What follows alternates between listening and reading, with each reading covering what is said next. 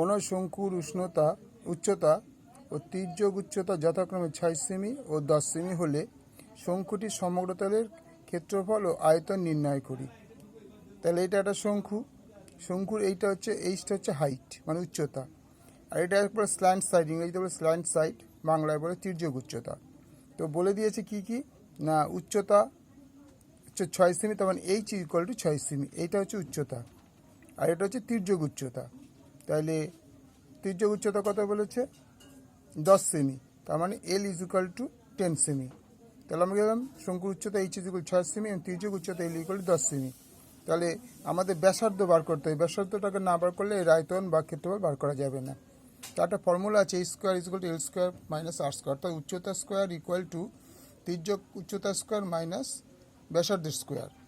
তাহলে এইচ কত পেয়েছে? 6, তাহলে তার 6 দিয়ে তার স্কোয়ার করলাম, মাইনাস এল কত ছিল? 10, 10-এর উপর স্কোয়ার, মাইনাস আর আমরা জানি না, তাহলে এখান থেকে 8টা বার করতে হবে। 6 স্কোয়ার মানে 36 ইকুয়াল টু 10 স্কোয়ার মানে 100 মাইনাস আর স্কোয়ার। এবার আর স্কোয়ারটাকে পাশে পাঠালাম আর 36টাকে পাশে পাঠালাম, তো আর স্কোয়ার দিক চলে আসলো, মাইনাস ছিল প্লাস হয়ে গেল, ইকুয়াল টু পাশে গিয়ে 36টা 100 পিছনে মাইনাস হয়ে বসলো, বিয়োগ করে হলো 64। তো দুদিকে রুট করলাম, তার রুট করলে স্কোয়ারটা উঠে যায়, এখানে আর 64 বর্গমূল 8, তাহলে মানে ব্যাসার্ধ হয়ে গেল 8 সেমি। তাহলে সমগ্র তলের ক্ষেত্রফল কী হবে? পাই আর প্লাস এল হচ্ছে বর্গ একক, তো পাই মানে 22/7 আর ইন্টু 8, আর এর বদল 8, ব্র্যাকেট আবার আর এর বদল 8, এল এর বদল 10, তাহলে 22/7 ইন্টু 8 ইন্টু 18। আমরা এই তিনটে গুণ করে পেলাম 3168, তাকে 7 দিয়ে ভাগ করলাম, ভাগ করে পাওয়া গেল 452.4 বর্গ সেমি, অর্থাৎ সমগ্র তলের ক্ষেত্রফল তোমার এটাই হয়ে গেল। তারপরে খেয়াল করো যে আয়তনের ফর্মুলা কি আছে? 1/3 পাই আর স্কোয়ার এইচ। তাহলে 1/3 পাই মানে কত? 22/7, আর স্কোয়ার মানে আর কত পেয়েছিলাম এখানে? আর হচ্ছিল 8, তাহলে 8 ইন্টু 8, স্কোয়ারটা আমি দুবার গুণ করলেই হয়ে যাবে, ইন্টু উচ্চতা হচ্ছে 6, এইচ ইকুয়াল টু 6, তো উচ্চতার জায়গায় 6। এবার 3 দুগুণে 6, এটা 2 হলো।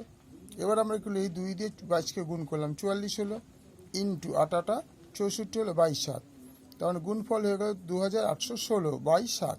তো আমরা ভাগ করছি, ভাগ করে দেখো 4×7 28, এদের মিলে গেল 1 নয়, পরের সংখ্যা আমি ফট করে নামাতে পারবো না, আমাকে শূন্য বসাতে হবে, শূন্য এখানে বসালাম, বসিয়ে 6কে নামালাম, তাহলে 7 দুগুণে কত? 14, তাহলে অবশিষ্ট কত রইল? অবশিষ্ট 2, তার মানে আমরা কী লিখতে পারবো? 402.2/7 বর্গ সেমি, এটা হয়ে যাবে বর্গ সেমি, ঘন সেমি, ঘন সেমি। আয়তন সবসময় ঘন বলে কথা, ঘন সেমি।